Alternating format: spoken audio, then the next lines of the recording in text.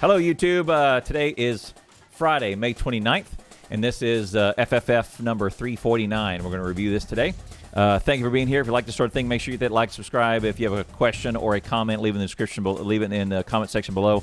Everything that I talk about will be in the descriptions, including links to support me. Thank you very much for liking and sharing this video and all you support. With that, let's read the FFF. Okay.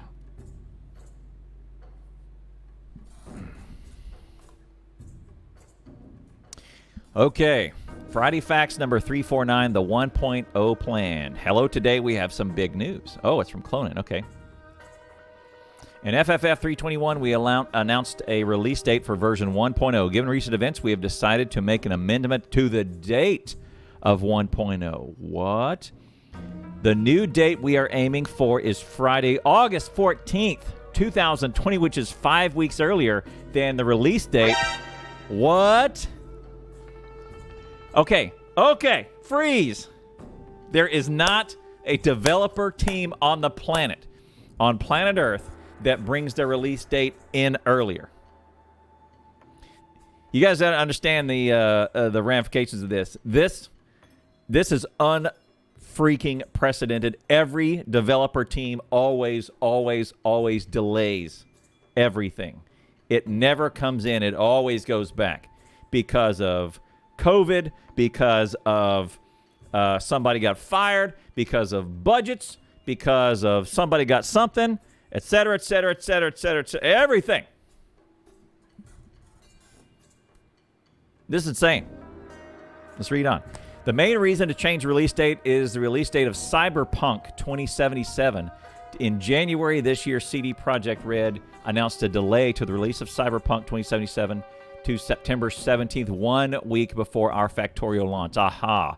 We think any release such close to it. Oh, thank you, West Dude. I see. Yeah, I see. Thank you very much. Well, I'm reading it right now, West Dude. What do you look?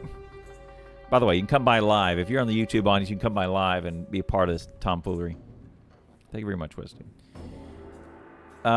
We think any release close to such a monumental game is going to feel some negative effects, such as everybody playing and covering Cyberpunk and taking attention away from other games. I get it, man.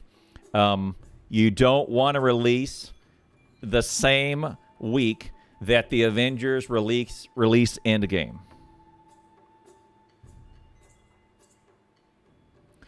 And everybody else, remember what movie was number 2 when the Avengers released last year? Nope. This is exactly why. So, reading on. We thought it best to try and release either before Cyberpunk or quite a while after it. Given the two choices, we opt to bring the release date forward. Badass. There are 7 reasons why we are choosing to release earlier. Yeah. D-Scope's goal. When we announced the date FFF 321, we had plans for many things to be in the final release. The main topics were the new campaign, fluid algorithm improvements, and the GUI rewrite, right? Due to independent reasons, we have canceled the new campaign. Okay, postpone the fluid improvements and cut a lot of the aspects of the new GUI rewrite. Apart from de-scoping some features, other work we've been doing has been progressing at a good pace. The 18 experimental release structure is really helping to keep things on track. The original estimate was made with some concessions for delays. Things always take longer than expected, yes. For the last 6 months, most things haven't been taking longer than expected, and we've been finishing topics quite effectively. Also, the sooner the better. The general feeling in the office is that the game is pretty much done.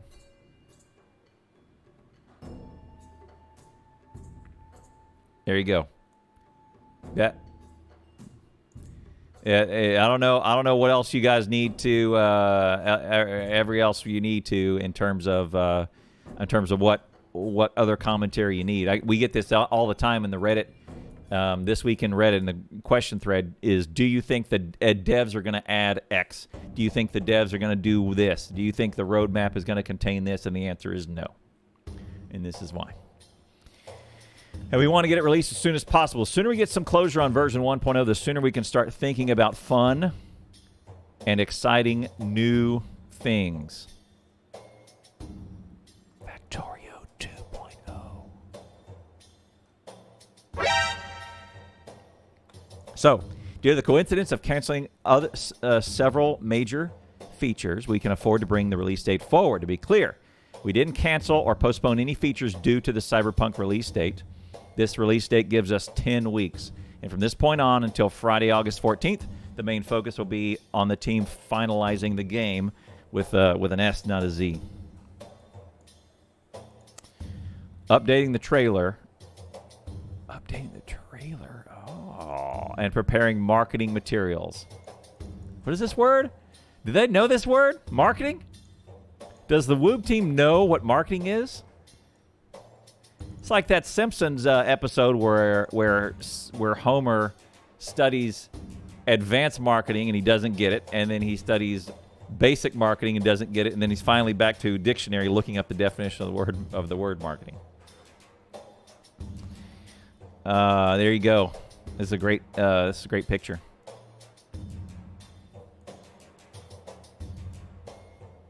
$2020. Got all the crap back there in a biter. Steel axe. Tip of the cap. That's this one right here. That's this one. Here you go. Oh, it's that one.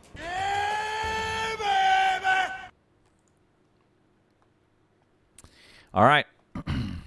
Good deal. Locale plan and locale freeze from cloning. One part of finalizing the game comes from finalizing the community translations of the game. For a long time, we have used Crowd-In for sourcing all the translations. Crowd-In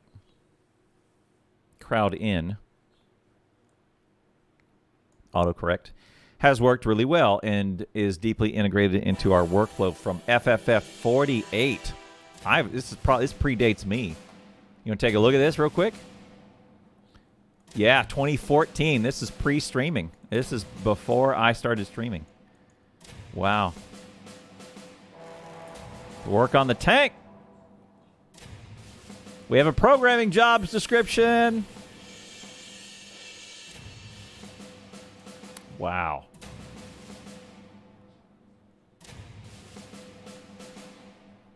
However, some languages are not 100% covered. It's hard. Languaging is hard. And there has not been any overall proofreading. For this reason, we chose to look at for a professional translating company. Good. To help fill in the gaps and proofread everything, we specifically need a company that will work through Crowd-In and as the community Name's Ash has years of experience with the game, and the system won't need any management on our side. After consultation with many companies and many other game developers for their thoughts, we have decided to partner with Altagram, based in Berlin, Germany. With the GUI update finished, we have frozen the locale, which means we have no more additions or changes as much as reasonable. There will be a proofreading of the English source texts, and after that, a proofreading of all the target languages. For absolute clarity, Altagram has a detailed plan and the process from their perspective. Once we get the green light that the community has completed their contributions to the translations and Crowd-In, we'll start proofreading the English source to offer grammar, or stylistic improvements as needed. Once the English is polished, we will get started on proofreading for the secondary languages. The linguists, who are all gamers themselves, really, and experts in game localization, will work their magic to ensure that the target language is as true to the source text as possible, to ensure that all players of Factorio, regardless of the language they play in, will have the same experience. It's hard. Some of the things that the linguists will check for when proofreading the target language are ensuring that the text itself, especially in game terms, is consistent throughout, that spelling and grammar are correct, the translations carry the same meaning and emotion that's intended. There's your jam. For language and translation, that is the hardest part right there.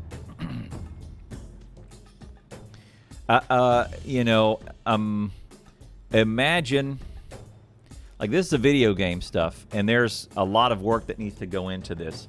Imagine the translation into something like the importance of meaning and consistency and emotion like level of importance, as something that's super important, like maybe a heart valve, right? Because the instructions on how to install a heart valve probably started in English and needs to be translated to all these other languages, so doctors in other countries know exactly how to install it. Yeah, while Google Translate is free, being a paid translator is very, very hard. I don't feel for these guys at all. That's very hard, right? There needs to be lots of scrutiny. It's like, I mean, I'm sure religious wars have been fought over having religious texts, Quran, Bible, all that, all translated. And I guess if you're not translating the Quran, do you translate the Quran? I guess you had to, right? Do we? I don't even know. The Bible alone, translated into a zillion languages, there's got to be some super misinterpretation, even religious misinterpretations, etc. Versus, things like heart valves, or shoot, how about I'm thinking like a bomb instruction, right? Or something in military where press button A to kill the enemy, press button B to self-destruct, right? I don't know if there's such a thing, but there you go. How important is that translation now? After we offer our suggestions, the text will be sent back to the community for their final approval before implementation of the game. From now until 1.0 release, Locale freeze mainly means that we'll only be working on topics that require new strings, such as bug fixes, new graphics, sound design, etc., right? There you go. Okay, Prototype Explorer GUI, Prototypes GUI from RSED. Inspiration! Factorio has a lot of debug features and tools built into it over the years. Yes, it does. Far beyond any game I've ever seen. Some of them are used extensively, show FPS, UPS, and others wonder how did we ever go without the GUI style inspection tooltip. Every one of them was added for a purpose and ended up providing far more utility than its original purpose with that in mind. And because they also end up being a lot of fun to parentheses to me, I was working on fixing an issue and I found the GUI style inspection tooltip logic. Thought to myself, would it be nice to have something like this for all the prototypes in the game? Is that even something we could do realistically? How would it look and how would it handle all the nesting that happens? But it sounded fun. This guy is a savage. He's a complete savage. And so I decided to see what utility such a thing could have. Figure out if a mod has tweaked or changed something, or was it supposed to and didn't, a common in modded bug reports during mod development. Provided a place to extract information that the game doesn't show anywhere else. Not everything exposed to the front end through the mod API. And it's unrealistic to expect anyone to remember the entire API. And link from game concepts to the wiki explaining more about them. Very cool. I remember the Jax 35 pressure tank. That's Bob's and Angels, maybe? They seem to be worth at least tinkering with the idea. Prototypes, cool. Technical design. The first part I needed to figure out was, how was I going to get everything shunted into a GUI? Factorio's written C#, C++,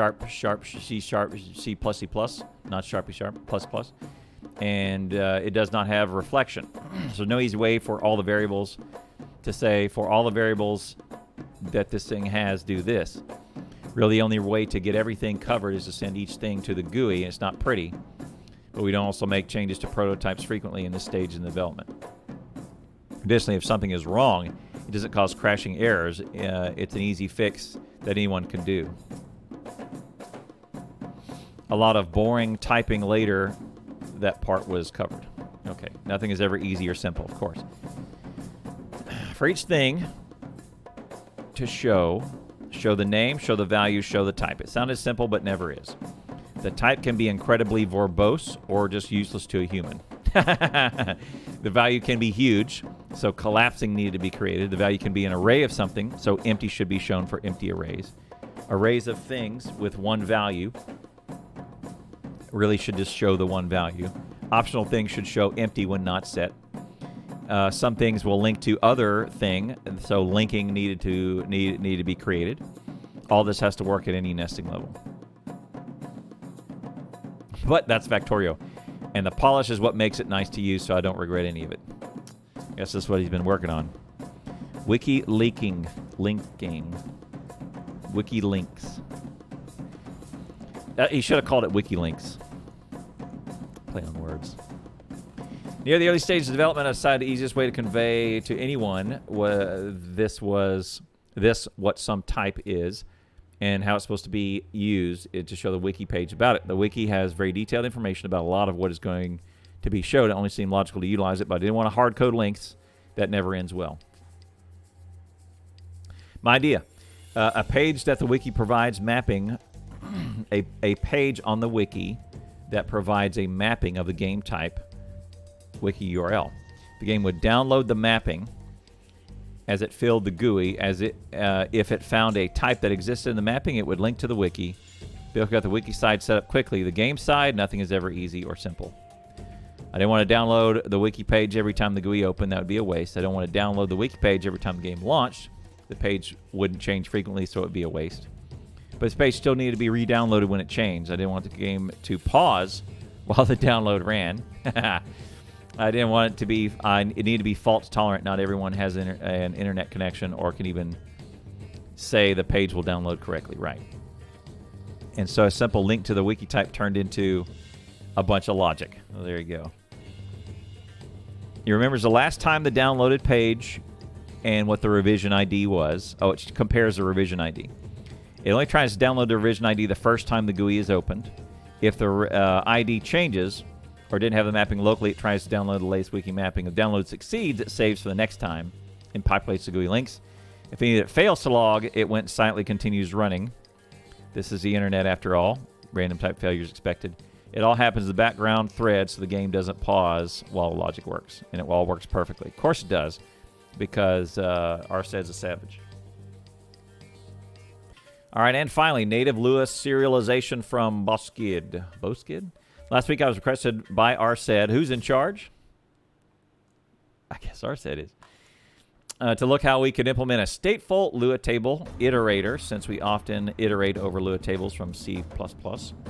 And this operation is slow. This forced me to learn some internals of Lua and how it stores tables. Up to this point, when a map was saved and the Lua state had to be serialized, we use serpent.dump from the serpent library to convert table, global string on the Lua side, and then take it out and store it in the save. Since going through Lua tables from C++ side happened quite easily, I decided to implement Experiment, a native Lua serializer with an S, 2 S's. This allowed us to completely skip using serpent.dump, instead save them directly. My primary goal was to reduce the loading time, since in the old format, the save data was a string that Lua had to parse and execute. As was noticed later, not by me, the save speed improved a lot due to the fact that no Lua operations are executed during save, just pure traversal over data to save in a linear time. For measurements, I was using one save file that has quite a lot of script data in it. Script.dat is around 60 megabytes. The result is the average of over 3 test runs. Saving, oh, look at there, 100 times faster on saving and twice as fast loading. The values also include some optimizations implemented by Arsed. Changing the serializer, however, has its cost. Server.dump is going to serialization of Lua functions stored in globals. They're officially unsupported by us anyway, but some mods were using them since they seem to work. With the new serializer, I've decided to not implement it at all due to its complexity and inherent limitations. Closures were broken anyway. This broke some mods, even some game-based scenarios, but it's rather easy to fix. An additional consideration was we had to if it should fail to save when there are Lua functions in global during save. It's a weird sentence. Or should it silently delete them, as happens with meta tables. First approach was to consider to be the best to quickly catch all non-conforming mods, but later we have decided that deleting them on save and providing some info in the log file was better because a migration was almost impossible due to a base game migration for 18.28. They request to reload all scripts. That is a side effect. Saves a Lua state, which would abort saving immediately due to Lua functions still in globals. The game is basically done. So look at what they're working on. Localization, meaning all the languages is locked in. All the back-end prototypes, like we may never even, almost any player may never even use these menus, but it's more for the technical side. Modding, and then some Lua work on the back end. There you go.